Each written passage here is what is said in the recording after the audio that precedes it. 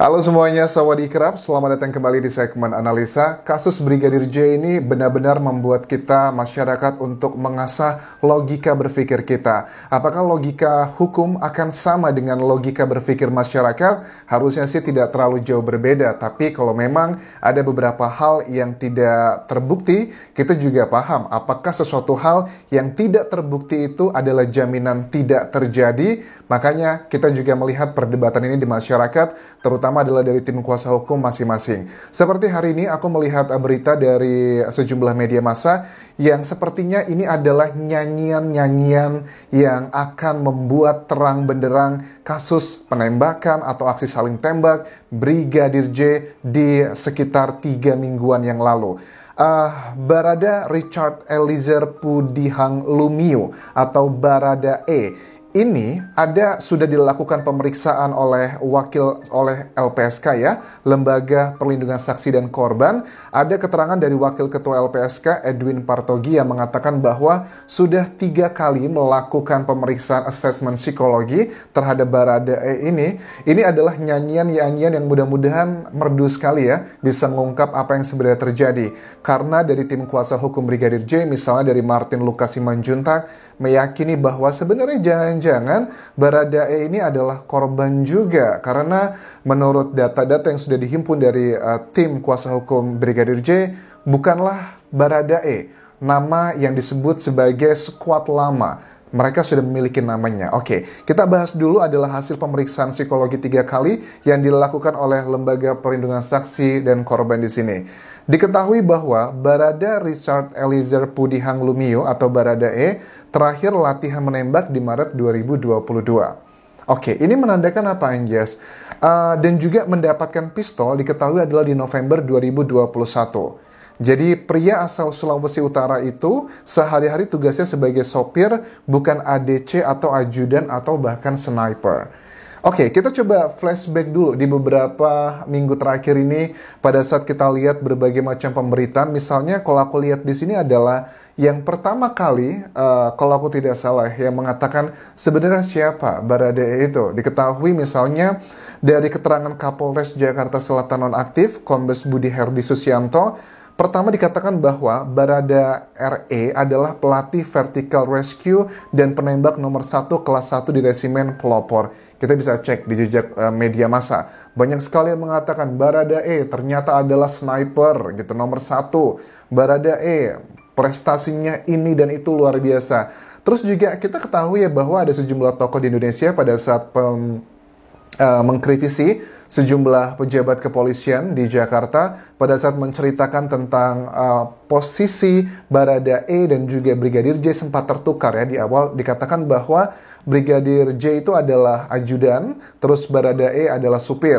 Kemudian diralat lagi menjadi sebaliknya, yakni adalah Barada E sebagai ajudan, Brigadir J adalah sebagai supir. Kemudian keluarga dari Brigadir J mengatakan, masa sih dia supir? Soalnya selama kami berkomunikasi 2 tahun dia bekerja di rumah dinas jenderal tersebut ya, itu dikatakan bahwa tugas dia adalah sebagai seorang ajudan bukan supir.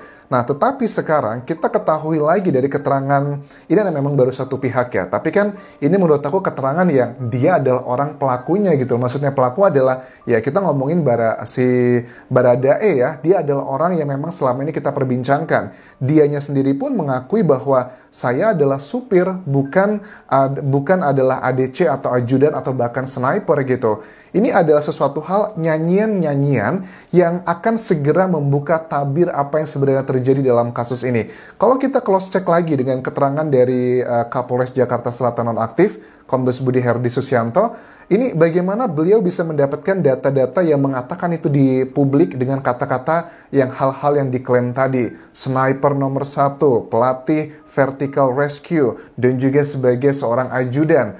Ini apa yang terjadi sebenarnya? Banyak beberapa orang gitu mengatakan, ya sebenarnya kalau aku lihat dari keterangannya Pak Budi ini ya, justru malah kita kasihan Anjas nih. Ada sebagian orang yang berpikir bahwa bisa aja Pak Budi ini sebenarnya tidak bermaksud melakukan hal kebohongan, karena mungkin ada miskomunikasi di awal-awal Karena ya kita nggak bisa menutup mata teman-temannya. Tim kuasa hukum dari Brigadir J sudah jelas mengatakan ada beberapa SOP yang tidak dijalankan pada saat karena memang ini adalah wilayah dari Pak Budi ya, dari Kapolres Jakarta Selatan nonaktif ini, itu adalah area lokasi kejadian, adalah area wilayahnya dia, dan ini mungkin sebagian orang menilai ini kayaknya apes banget gitu kan ya, karena ya kita nggak bisa menutup mata, banyak masyarakat, kalian juga mungkin berpikir apakah ada sang jenderal gitu, Pak Ferdi Sambo, apakah dalang dibalik ini semua, tetapi kan itu masih menjadi dugaan sangat kuat. Terus juga kalau aku lihat beberapa komentar dari sejumlah kriminolog ya, misal dari Adrianus Meliala, kriminolog UI juga mengatakan, kalau seandainya memang kan sudah ada 25 anggota kepolisian dari level jenderal sampai tamtama pun sudah dimutasikan ke jabatan yang boleh dibilang adalah tidak ada taringnya, tidak terlalu berfungsi, tujuannya adalah memang agar tidak menghalang-halangi proses penyidikan pengungkapan secara benar.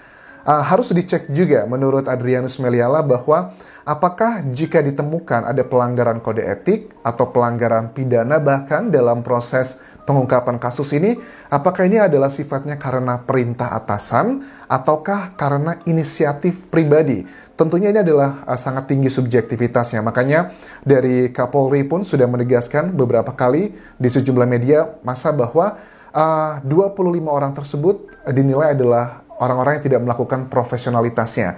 Apakah ini hanya masalah kode etik saja? Apakah akan ada pasal pidana? Itu juga nanti akan menjadi salah satu analisanya. Kalau memang ada pidana, ya harus bertanggung jawab. Misalnya adalah dengan CCTV, teman-teman. CCTV yang dikatakan dari Kapolri juga sudah dikatakan, kami sudah mengetahui siapa yang mengambil, siapa yang menyimpan CCTV tersebut. Kita ngomong yang di Pos Satpam ya, yang diambil, dikatakan oleh Ketua RT di lokasi kejadian yang juga seorang jenderal, itu sudah diketahui. Apakah itu akan ada indikasi ke arah pidana? Kemungkinan besar sih sepertinya mengarah ke pidana gitu. Karena kalau semuanya sudah terang benderang, ya nggak akan seribet ini sudah hampir sebulan kan. Itu menurut aku akan ada arah ke sana teman-teman.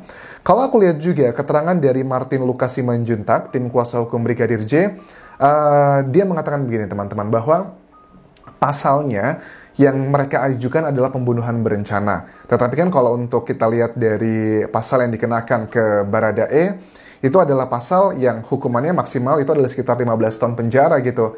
Tetapi tentunya ini masih dalam proses ya, bisa naik ataupun juga turun.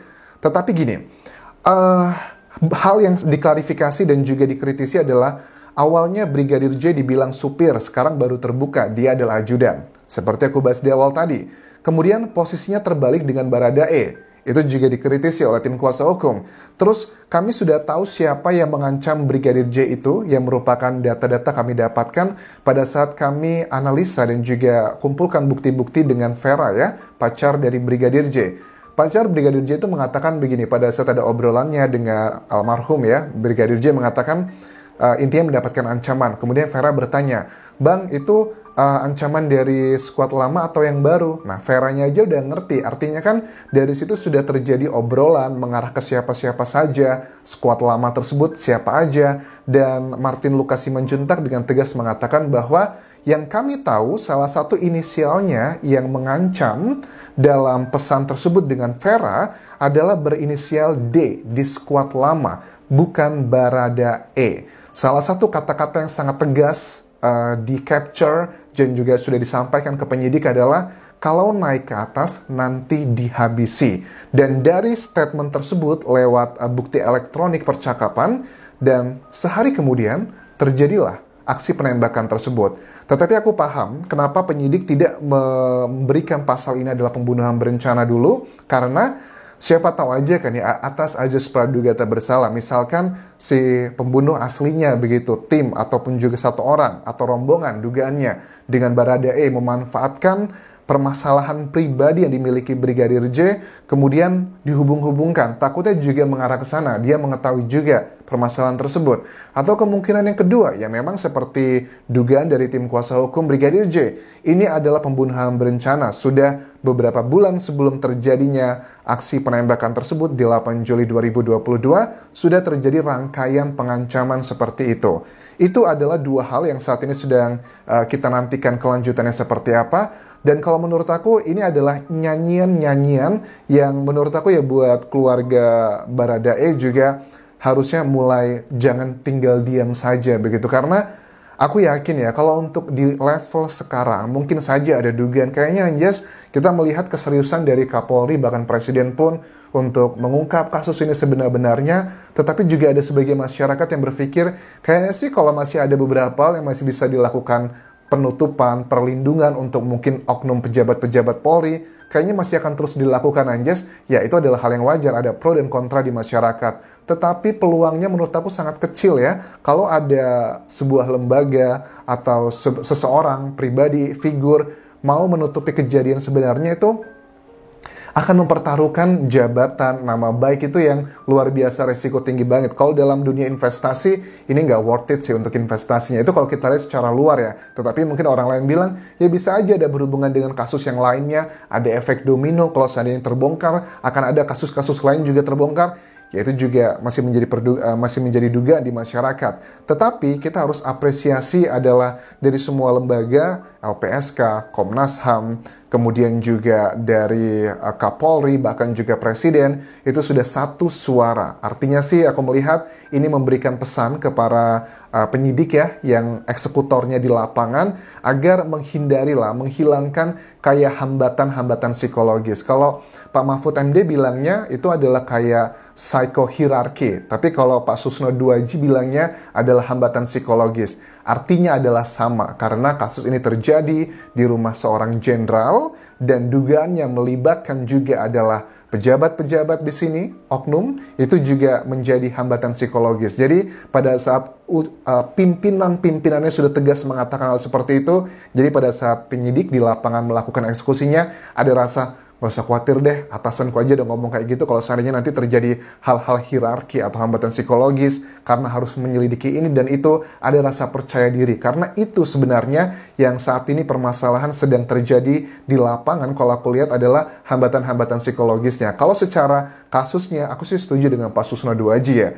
Kasus ini tuh nggak terlalu sulit untuk pengungkapannya, tetapi menjadi sulit adalah karena ada olah TKP yang dugaannya berusaha untuk dimanipulasi atau dilakukan hal-hal yang careless banget. Padahal polisi-polisi di Jakarta itu menurut aku adalah orang-orang yang pintar-pintar ya. Mereka untuk sampai tiba ditugaskan di Jakarta itu karena mereka pada umumnya standarnya itu relatif sudah berada di atas standar polisi-polisi di Indonesia. Relatif ya, nggak semuanya. Tapi pada umumnya adalah mereka sudah levelnya sudah level bagus lah. Jadi kalau polisi lupa membuat olah TKP-nya lupa dengan polis line, itu kayaknya nggak make sense banget. Atau di mana baju dan sebagainya, itu nanti akan aku bahas di video berikutnya karena ada data-data yang telah aku simpulkan di sini. Sudah aku dapatkan, maksudnya mengenai hal tersebut.